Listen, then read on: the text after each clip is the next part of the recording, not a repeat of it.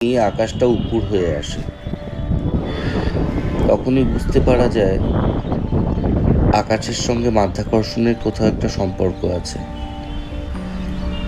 না হলে আকাশের মুখ ভারী হলে জল কেন নিচে নেমে আসে? এই যে আমাদের দেশলাই বাক্স মতন বাড়িগুলো মেঘলা আকাশে চুপ করে দাঁড়িয়ে আছে। আমার কেমন যেন মনে হলো ছাদ থেকে আজকে শহরটা দেখার সময় নয়, মনে হলো ক্যামেরাটাকে সঙ্গী করে রাস্তায় বেরিয়ে যায়। আমাদের এই দেশলাই বাক্সের মতন বাড়িগুলো ধূর্ত স্ত্রী পৌঁছে দেয় এই দাদা। কখনো কখনো সত্যিই মনে হয় চারপাশে যে দৌড়াদৌড়ি চলছে, এই হর্ন, এই গাড়ি, তার মাঝখানে এই যে এক চিলতে পুকুরে বৃষ্টি হয়ে চলেছে, সেখানে সময় থমকে আছে। তাই এই ভদ্রলোকের কোথাও যাওয়ার নেই, শুধু স্নান করবার অনন্ত সময় আছে। স্নান করবার আগে ভিজে নিচ্ছেন, তাই এমনি বৃষ্টিতে, তারপর ছাপ দেওয়া যাবে নিজের চেনা চলে।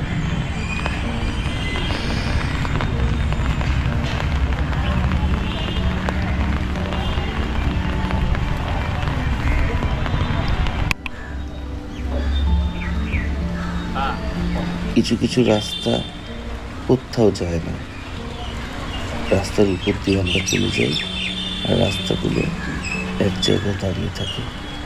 এই রাস্তাটাও সেরকমই, কারণ এই রাস্তাটাতেই একসময় আমি অনেকবার হেঁটেছি। রাস্তাটা বদলে যায়, এখন এখানে অনেক সুন্দর সুন্দর বেঞ্চ লাগানো হয়েছে, কিন্তু রাস্তার অপেক্ষাটা তো বদলায় না। যেমন এই বেঞ্চগুলো অপেক্ষা করে করে করে করে বৃষ্টিতে ভিজে চলেছে, তার থেকেও দুর্ভাগা সেকেন্ড রোয়ে বসা বেঞ্চগুলো। আসলে পার্কে এসেও কেউ সেকেন্ড হতে চায় না, তাই যে কজন বসে সামনের বেঞ্চগুলোতেই বসে।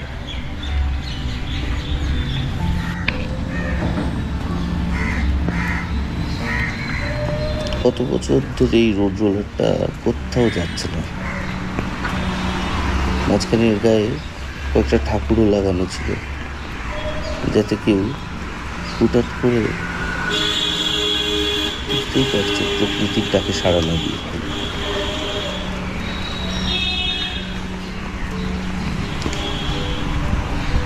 আমাদের এই খেলনা বাটির গোছানো পাড়াটা কি সুন্দর না?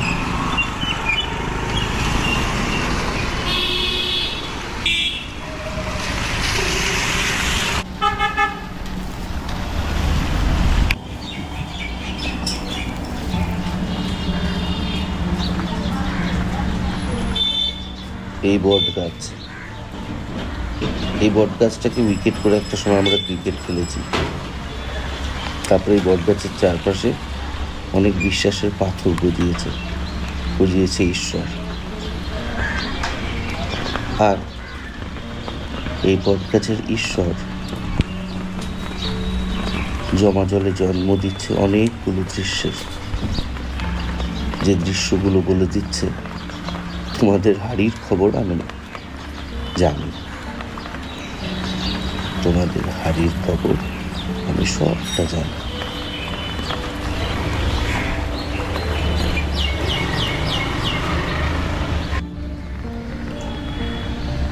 রাস্তার এই হাঁটাটা আমার বেশ ভাল লাগে। আমাদের গোছানো পাড়ার হঠাৎ রাজস্থান হওয়ার ইচ্ছে। ভাবছেন হঠাৎ বৃষ্টির মধ্যে মরুভূমির শহর কোথার থেকে এলো? আরে দাঁড়ান, হাঁটছি, বুঝতে পারবেন। এই আমাদের রিজেন্ট এস্টেটের রাজস্থান। দেখতে পাচ্ছেন না ওই যে বনসাই দুর্গ দাঁড়িয়ে? হ্যাঁ,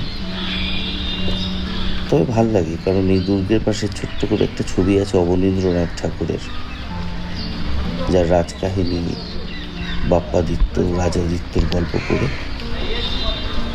আমরা সবাই বড় হয়েছি। কাজে এই বনসাই দুর্গটা যদি আমাদের ছোটবেলাকে একটু ফিরিয়ে দেয়, দিক না।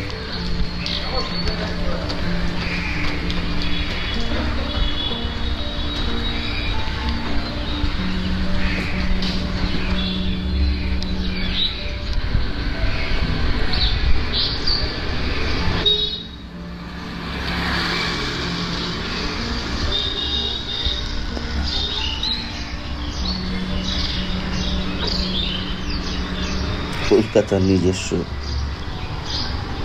বনসাই বাপ্পাদিত্যের দুর্গ।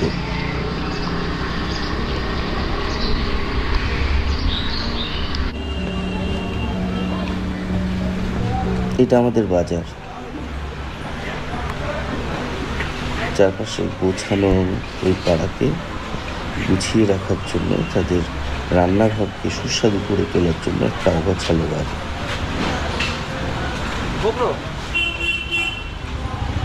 কিছু লোক সব জানে।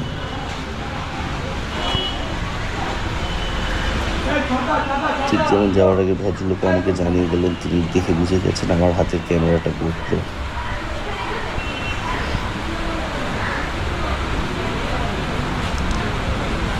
দিনের এই সময়টা বাজারে কোনো কেনা বেচা থাকে না। একটা মৃত শহরের মতন প্রায়, বা একটা ছিল না রূপকাঠি না ছোঁয়ানো অব্দি একটা পুরো ঘুমন্ত শহর, সেই ঘুমন্ত শহরের মতন পৃথিবীতে জেগে থাকা এক শক্তির মাধ্যমে একটা শহর।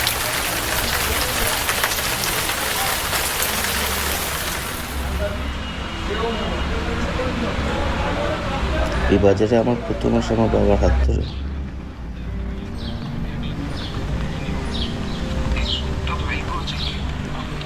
বৃষ্টি, ব্যবসা, তাতে কি আছে? এক চিলতে মোবাইলে প্রসেনজিতে বাংলা সিনেমা আছে তো।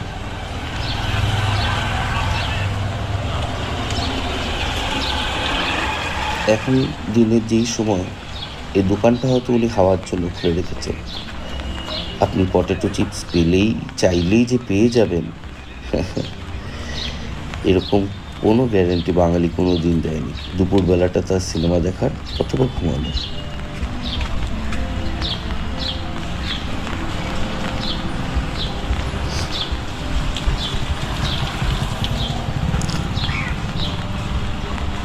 বৃষ্টিতে ভিজে যাচ্ছে আমাদের ট্রান্সমিটার, আমাদের ওই বড় রাস্তা পেশাইয়ের গাড়িটা, রোড রোলার। কলকাতার যিশু এক কোনায় বসে, আজকে দোকান বন্ধ, আজকে স্কুলে বন্ধ। কিন্তু যায় কোথায়? দোকানে না স্কুলে? না, সব প্রশ্ন করতে নেই।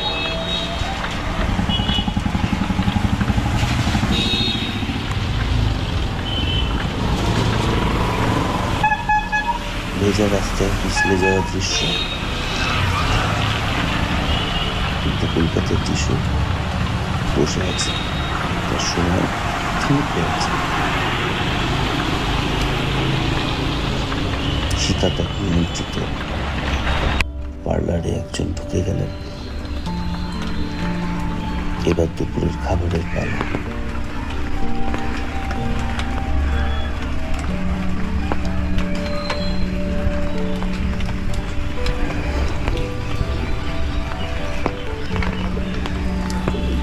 একমাত্র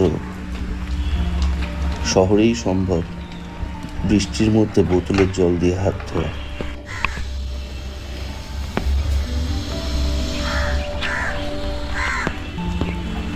বৃষ্টি আর যন্ত্রের আবার সেই আশ্চর্য সহাবস্থান।